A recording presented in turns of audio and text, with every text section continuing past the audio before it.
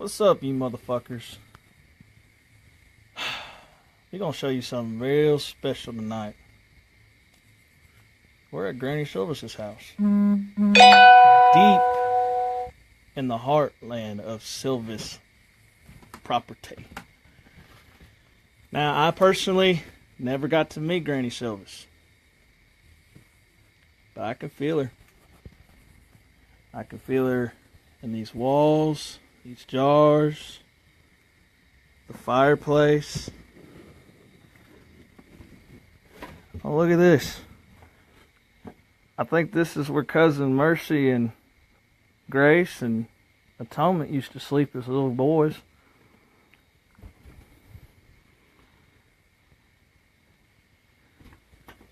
So look at all the history we got in here, guys. It's beautiful. What the hell are you sipping on? Granny Silver's. Hell yeah, Granny Silver's.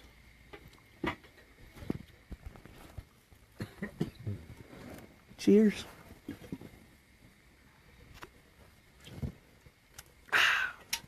Always gotta have a good toast for family. Let me keep showing you the tour, guys. It's an amazing house. That used to be Granny's nightgown, I reckon.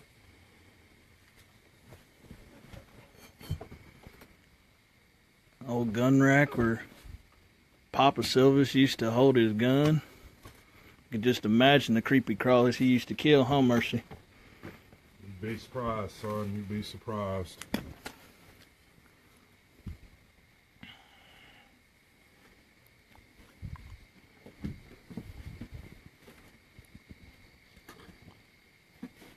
Welcome back. home, brother. It's been a long time, and you have been missed. Seeing overzealous sheriff and judge charged me with something called arson. Now, concrete walls and iron bars don't hold a Silvis. And, well, they couldn't hold the case. And I'm a free man once again. All because someone who decided to cross the Silvis family, everything they loved was reduced to ash. So tonight, as a free man, we sit here paying tribute to where it all began, at Granny's house. I remember her as a child. She would sing me lullabies to sleep, and her voice, it was like the blackest angel. Gave you a sense and a feeling, emotions that I don't believe most people have ever experienced.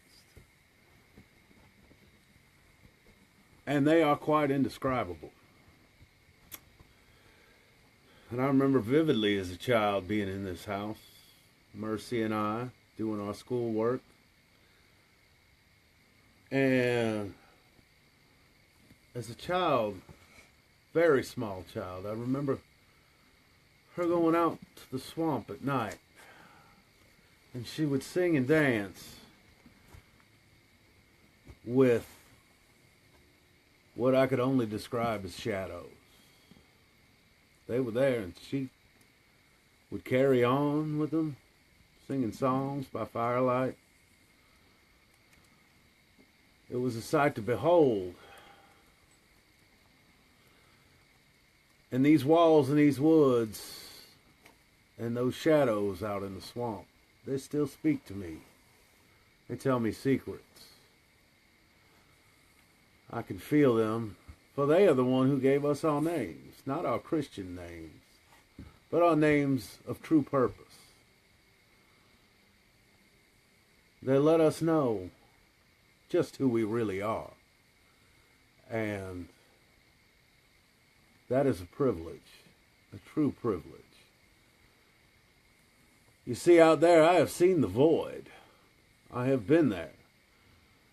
The edge of absolute emptiness, and marveled.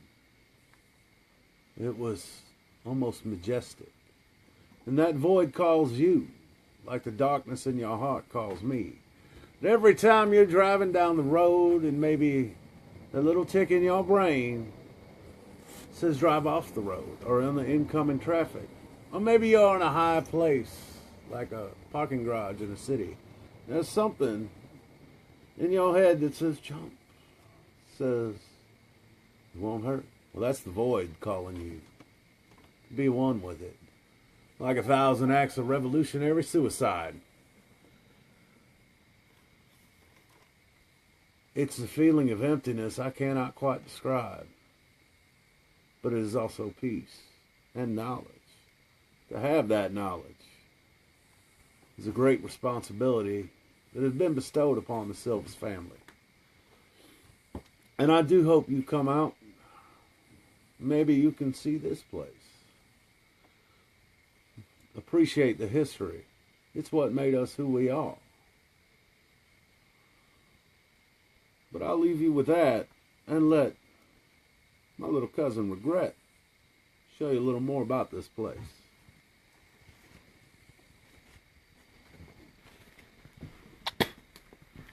Who's that lady right there? That is your great grandmother. No shit. Oh shit. That is your... Granny Silvas. Look at them eyes. Silvas eyes. Now that table you looking at used to sit over yonder. And I used to sit right here. And your your cousin Atonement, excuse me, used to sit over there. And we used to do our learning. Did Mama ever sit in here? Yeah. Yeah, your mother sat here. Sometimes over here and sometimes right here. Over there on that stove used to be hot biscuits all day long. I remember the smell of the meat cooking and the bread and the coal that fired it, the wood. You would hear it crackling like the grease from sausage.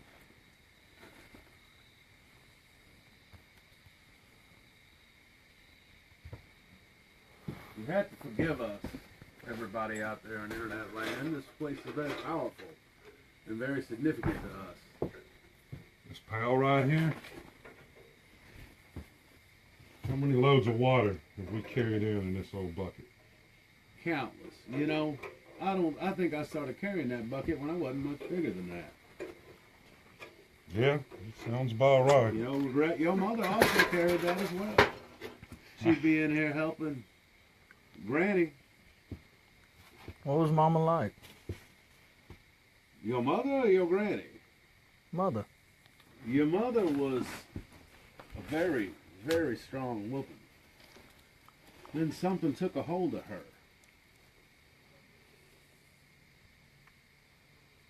It was like the devil himself reached out and touched her heart. She would scream for hours. Talk to people who weren't there. Madness took hold of her. Looking at it. This is the result of that madness. Shh, listen.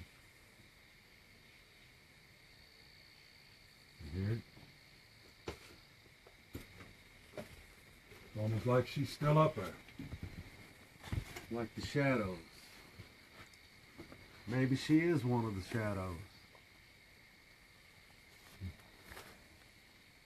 There's definitely... I don't believe the floor would support any of us to actually climb up there. This place is in quite a disarray, as you can tell. Your mama went out that door right there one day. If you go out back, you can see there's a really big hill. She went over that hill and into the swamp. He never came back.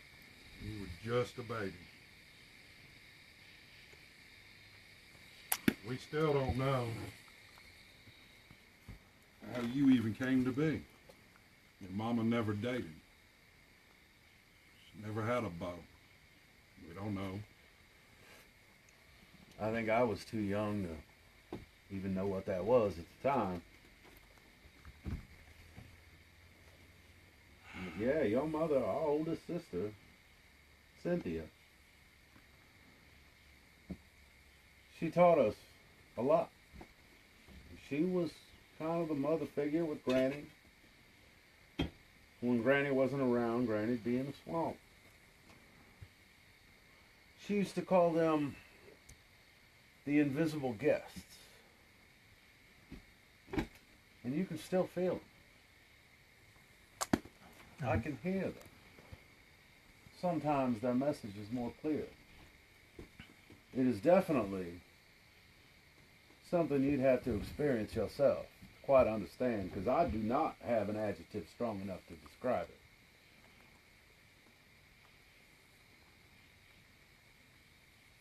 So many stories in these walls. Who taught Grace how to do the moonshine then? Your Uncle Willie? Uncle Willie. Yeah. Yeah, your Uncle Willie was a moonshiner. Long before my time. Sheriff shot him. Well, if you look right down there,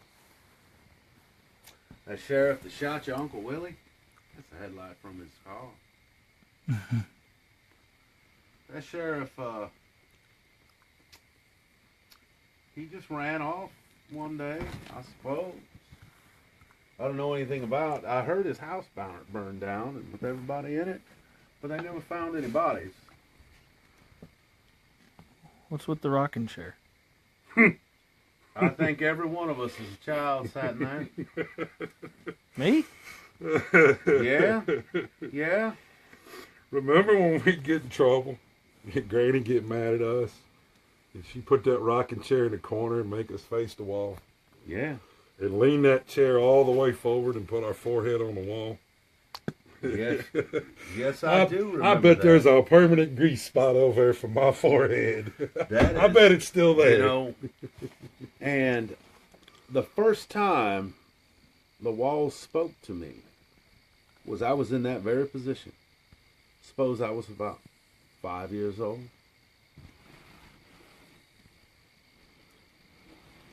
It was over in that corner, but I don't suppose the floor is stable over there.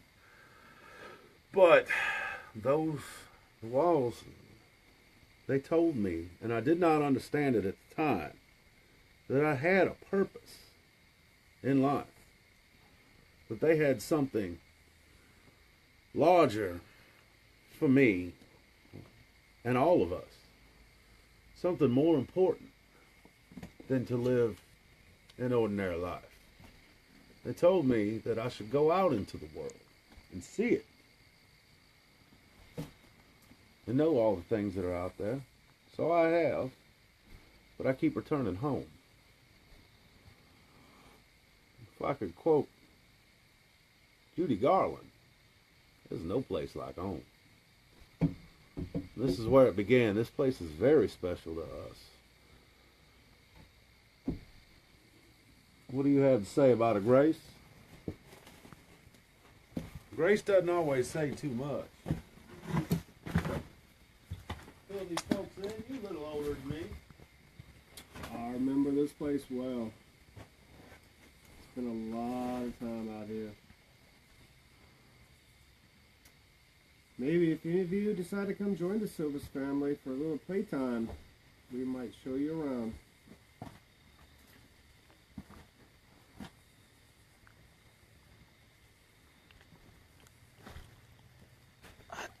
Just the power of the presence of everything in here.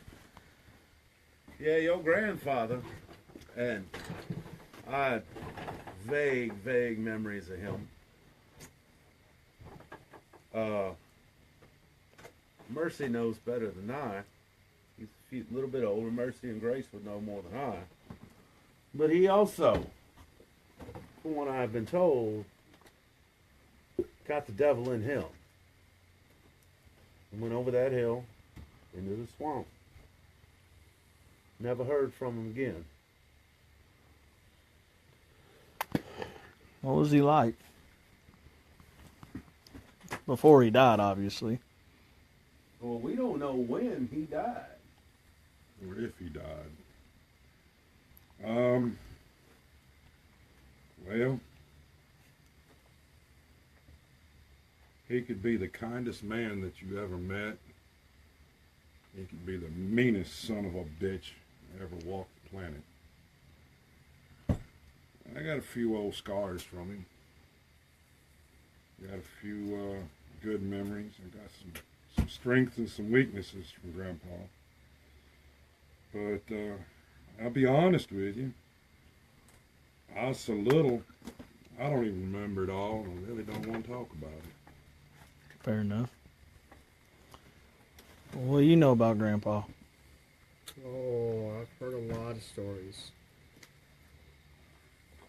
I just don't talk about them much, but there's a lot of stories out there.